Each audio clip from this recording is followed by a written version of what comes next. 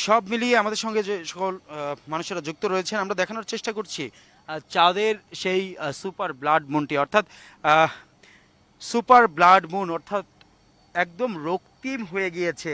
এই পূর্ণগ্রাস চন্দ্রগ্রহণটি কিন্তু রাতে 9:30 বেজে শুরু হয়েছে। পরবর্তীতে 10:30টার সময় কিন্তু আসলে পূর্ণাঙ্গভাবে এই গ্রাসটি শুরু করে এবং পূর্ণাঙ্গভাবে ঘড়িতে সময় বেজে 12টা 19 আজ ভোর পর্যন্ত কিন্তু এই চন্দ্রগ্রহণটি থাকবে।